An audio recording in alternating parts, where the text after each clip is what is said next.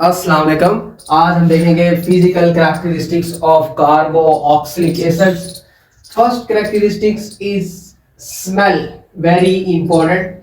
वो carboxylic acids जिनमें carbon atom की तादाद C12 C3 हो, मेरा मतलब H C double O H CH3 double OH CH3CH2C double OH. One carbon, two carbon, and three carbon. Formic acid, acidic acid, propionic acid.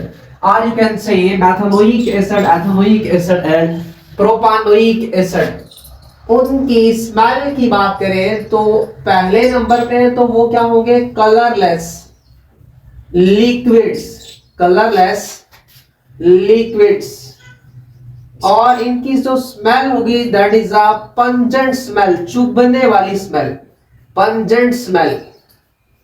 और वो carboxylic acids जिनमें carbon atom की तादाद C4 टू C6 होगी, मेरा मतलब butanoic acid, pentanoic acid and hexanoic acid, वो भी हमारे पास कलरलेस लिक्विड्स ही होंगे। बट उनकी स्मेल की बात करें तो वो होगी अनप्लेजेंट स्मेल, ना खुशगवार स्मेल, अनप्लेजेंट स्मेल होगी। और C7 टू ऑनवर्ड, इससे हर मेंबर्स जो कार्बोक्सिलिक एसिड्स के होंगे वो एक तो होंगे वैक्सी सॉलिड्स, वैक्स की तरह के वैक्सी सॉलिड्स, और ऑलमोस्ट क्या होंगे? ऑर्डरलेस, ऑलमोस्ट ऑर्डरलेस होंगे। This is about smell. Next property is very important, that is solubility. Solubility like dissolve, like polar, polar में हल होगा और नॉन पोलर, नॉन पोलर में हल होगा। लाइक डिसॉल्व, लाइक, क्योंकि कार्बोक्सिलिक एसिड का स्ट्रक्चर देखें तो उसमें हमें दो तरह के पार्ट्स मिलेंगे, एक पोलर पार्ट और दूसरा नॉन पोलर पार्ट। इसलिए इसके जो फर्स्ट फोर मेंबर्स होंगे कौन कौन से? Formic acid, acidic acid, propionic acid and 4 carbon वाला कॉमन है वैलेरिक एसिड। 4 मेंबर्स होंगे। पहले वाले वो very high soluble in water, very high soluble in water. अब इसकी रीजन क्या है? रीजन ये है क्योंकि वाटर और कार्बोक्सिलिक एसिड्स के दरमियान क्या होगी? Intermolecular hydrogen bonding. मसलन this is a water molecule HOH, here will be a partial negative, here will be a partial positive charge.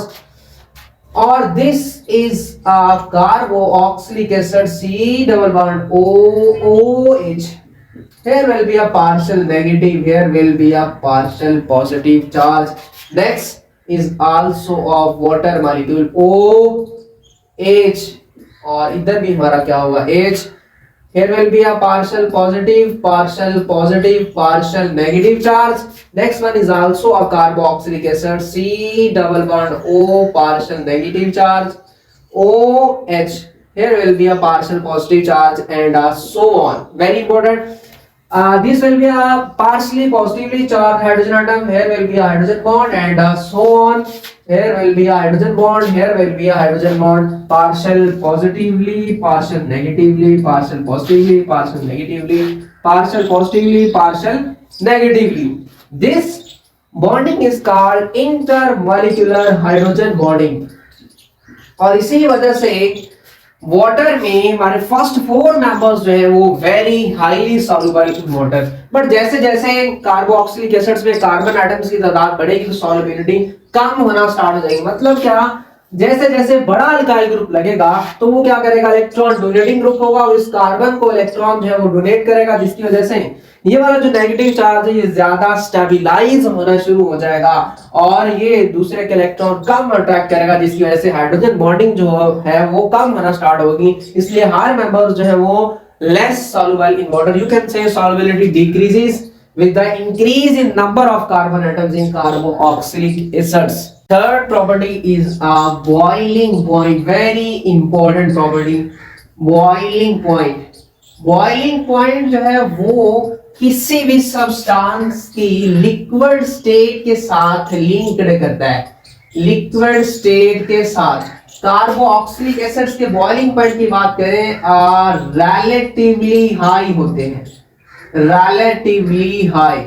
अभी रीजन क्या है? रीजन वही है इंटरमॉलिक्यूलर हाइड्रोजन बॉन्डिंग की वजह से इनके बॉइलिंग पॉइंट जो है वो काफी ज्यादा हाई होते हैं। इंटरमॉलिक्यूलर हाइड्रोजन बॉन्डिंग जो है वो रीजन है इनके बॉइलिंग पॉइंट ज्यादा होने की। और जब हम इनका मॉलिक्यूलर मास जो है वो डिटरमाइन करते हैं, मॉलिक्यूलर मास डिटर्मिनेशन, और किसमें? नॉन पोलर सॉल्वेंट में। और नॉन पोलर सॉल्वेंट स्पेशली जो हम लोग लेंगे क्या? बेंजीन। तो ये हमें ये शो करवाते हैं कि ये किस फॉर्म में एग्जिस्ट करते हैं? साइक्लिक डिमर्स की फॉर्म में। Carboxylic acid in non polar solvent just like a benzene indicates that carboxylic acid exist in the form of cyclic dimers। मतलब क्या? इसमें 2 यूनिट्स मिलेंगे और 2 यूनिट्स मिलकर क्या बनाएंगे? एक साइक्लिक डिमर बनाएंगे। मसलन this is a first molecule of carboxylic acid RC double bond O, here will be a H। This one is a second molecule of carboxylic acid R C double bond O, here will be O and H। Here will be a partial negative, here will be a partial positive, here will be a partial positive, here will be a partial negative, क्योंकि इसके साथ लगा हुआ highly electronegative atom. तो here will be a intermolecular hydrogen bonding। अभी 2 unit मिले हैं इसलिए ये क्या? Cyclic dimers. और बॉइलिंग पॉइंट की बात करें तो ये हमारा क्या है? फॉर्मिक एसिड और we can say methanoic acid IUPAC name. Here will be a acetic acid और ethanoic acid 2 carbon. Here will be a propionic acid, या आईयूपैक नेम की बात करें तो इसका बनेगा प्रोपेनोइक एसिड। इसकी बॉइलिंग पॉइंट की बात करें तो इसका बॉइलिंग पॉइंट होता है 100 सेंटीग्रेड इन सेंटीग्रेड। और इसकी बॉइलिंग पॉइंट की बात करें तो 118 सेंटीग्रेड। और इसकी बॉइलिंग पॉइंट की बात करें तो 141 सेंटीग्रेड। और इसका केल्विन में बनेगा 373 केल्विन। और इसका केल्विन में बनेगा 391 केल्विन। और इसका जो है वो केल्विन में बनेगा 424 केल्विन, 424 केल्विन। अभी अब देखिए जैसे जैसे मॉलिक्यूलर मास बढ़ रहा है वैसे वैसे उनका बॉइलिंग पॉइंट भी इंक्रीज हो रहा है। रीजन क्या है? Intermolecular hydrogen bonding. Fourth property is melting point, very important. Melting point किसी भी सब्सटेंस का उसकी सॉलिड स्टेट के साथ जो है वो लिंक्ड होता है, सॉलिड स्टेट के साथ जो है वो लिंक्ड होता है। बॉइलिंग पॉइंट लिक्विड स्टेट के साथ और मेल्टिंग पॉइंट सॉलिड स्टेट के साथ जो है वो लिंक्ड होता है। कार्बोक्सिलिक एसिड्स का मेल्टिंग पॉइंट इरेगुलरली इंक्रीज होता है। जैसे जैसे इनका मॉलिक्यूलर मास बढ़ेगा वैसे वैसे इरेगुलर इंक्रीज देखने को मिलेगा कि इसमें मेल्टिंग पॉइंट में। और एक इंपॉर्टेंट बात यह है वो कार्बोक्सिलिक एसिड्स जिनमें even number of carbon atoms होंगे, even number of carbon atoms, उनका मेल्टिंग पॉइंट ऑड नंबर वाले कार्बोक्सिलिक एसिड से ज्यादा होगा। Odd number of carbon atoms जिनमें होंगे उन कार्बोक्सिलिक एसिड से ज्यादा होगा। अगले मेंबर से भी और पिछले मेंबर से भी। मसलन CH3 CH2 COOH, नाम क्या है? Propanoic acid.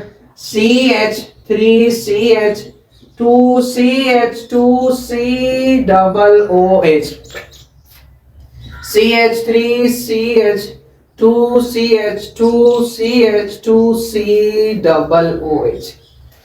इसमें है 3 कार्बन और इसमें है 4 कार्बन और इसमें कितने कार्बन है 1 2 3 4 एंड 5 कार्बन। और ये हमारा क्या है इवन वाला और ये हमारा क्या है ऑड वाला और ये भी हमारा क्या है ऑड वाला। और इसके मेल्टिंग पॉइंट की बात करें तो -22 सेंटीग्रेड और इसके मेल्टिंग पॉइंट की बात करें तो -6 सेंटीग्रेड और इसकी मेल्टिंग पॉइंट की बात करें तो -36 सेंटीग्रेड और इसकी केल्विन की बात करें तो 251 केल्विन होगा और इसका 267 केल्विन और इसका -36 है तो ये कन्वर्ट करेंगे तो 237 केल्विन जो है वो बनेगा। अब आप देखें जो हमारा इवन नंबर वाला कार्बोक्सिलिक एसिड है उसका मेल्टिंग पॉइंट पिछले वाले से भी क्या है ज्यादा है और जो अगला मेंबर है ऑड वाला उससे भी क्या है ज्यादा है। अभी रीजन क्या है क्योंकि देखें जो जितना माइनस में ज्यादा होगा उतना जो है वो कम होगा। देखिए माइनस में जितना कम होगा आंसर वही क्या होगा ज्यादा होगा। अभी देखिए केल्विन में देख लो 267 केल्विन है और इसका 251 केल्विन और इसका 237 केल्विन। अभी जो रीजन है वो रीजन ये है इसमें हमारा इवन वाला कार्बोक्सिलिक एसिड होगा उसमें जो मॉलिक्यूल्स होंगे उनकी कॉम्पैक्ट पैकिंग होगी एकदम बढ़िया किस्म वाली पैकिंग होगी मजबूत पैकिंग जिसकी वजह से इंटर मॉलिक्यूलर डिस्टेंस जो है मॉलिक्यूल्स के दरमियान वो क्या हो जाएगा कम हो जाएगा। इंटर मॉलिक्यूलर डिस्टेंस जो है वो कम हो जाएगा। और ऑड वालों की बात करें उनके दरमियान कॉम्पैक्ट पैकिंग नहीं होगी जिसकी वजह से इंटर मॉलिक्यूलर डिस्टेंस है वो भी क्या हो जाएगा ज्यादा हो जाएगा जिसकी वजह से उनका मेल्टिंग पॉइंट जो है वो even number of carbon atoms वाले कार्बोक्सिलिक एसिड से क्या हो जाएगा कम हो जाएगा। This is the physical characteristics of carboxylic acids और इससे नेक्स्ट लेक्चर में हम लोग स्टार्ट करेंगे reactions of carboxylic acids. Stay connected with your खूबसूरत चैनल इन डॉट।